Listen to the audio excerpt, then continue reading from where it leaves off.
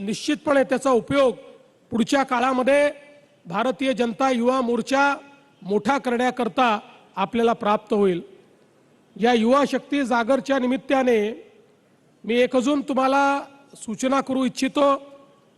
ज्या प्रकारे भारताच्या संसदेमध्ये महिला आरक्षण बिलाची भ्रूण हत्या ही विरोधी पक्षाने केली, त्याचाही जागर करण्याची आवश्यकता आहे। आणि ही मंडळी सिरियल लायर आहेत, रोज खोटं बोलतात, दिवसातनं 5 वेळा खोटं बोलतात।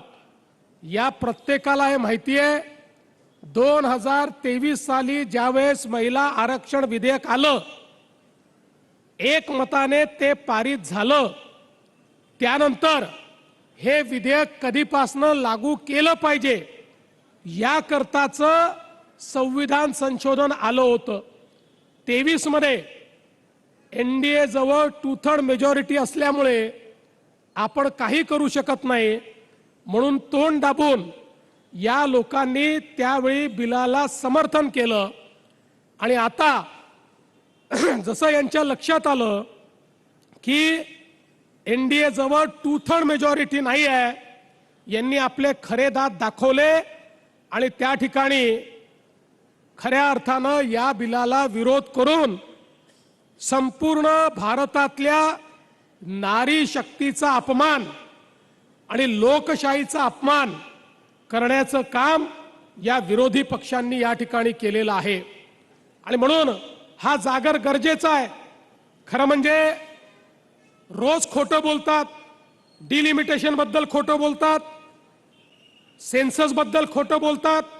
या संदर्भात सगळी वस्तुस्थिती आणि संविधानाने टाकलेली जबाबदारी काय आहे हे सभागृहामध्ये अमितभाई शाह यांनी स्पष्ट केलं होतं। त्यानंतर त्यांनी काही अमेंडमेंट्स मागितले, 1 तासात ते अमेंडमेंट्स आणण्याचा त्या ठिकाणी मनसुबा देखील अमितभाईंनी तयार केला होता। पण या लोकांना महिलांना आरक्षण द्यायचंच नाही आहे।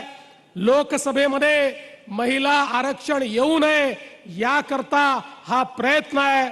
पण मी त्यांना सांगू इच्छितो, या भारतामध्ये ज्या लोकांनी महिलांना सहभागिता देण्याच्या बद्दल कार्य केलेलं आहे, त्या सगळ्या लोकांना स्मरून सांगतो, तुमच्या या मानसिकतेविरुद्ध आमचा लढा सुरू झालेला आहे।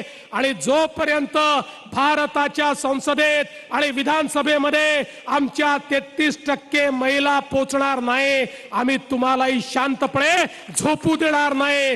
तुमच्या विरुद्ध आमचा संघर्ष सुरूच राहील। आणि मी विश्वासानं सांगतो, या सिरियल लायर्सला, या खोटारड्या लोकांना जे रोज खोटं बोलतायत, तुम्ही किती खोटं बोललं तरी झूठ की उम्र बड़ी नहीं होती और सच कभी समाप्त नहीं होता। त्यामुळे सत्य कधी संपणार नाही हे सांगू इच्छितो। आणि या ठिकाणी कृष्णराजला सांगतो, या यात्रेमध्ये आमच्या संपूर्ण नारी शक्तीला, आमच्या सर्व युवतींना देखील जागृत करून आपल्याला एक अशा प्रकारचा विचार उभा करायचा आहे की जो विचार ज्यांच्या बुरसटलेल्या विचाराला त्या ठिकाणी संपेल आणि यांना मजबूर करेल आणि यांनाही नारी शक्ती विधेयकाला त्या ठिकाणी पाठिंबा द्यावा लागेल। अशा पद्धतीनं तुम्ही या ठिकाणी जागरण करावं, अशा प्रकारची विनंती तुम्हाला करतो। पुन्हा एकदा या युवा शक्ती जागर यात्रेला मनापासनं शुभेच्छा देतो, तुमचं मनापासनं अभिनंदन करतो आणि माझं बोलणं संपवतो। धन्यवाद। जय हिंद, जय महाराष्ट्र।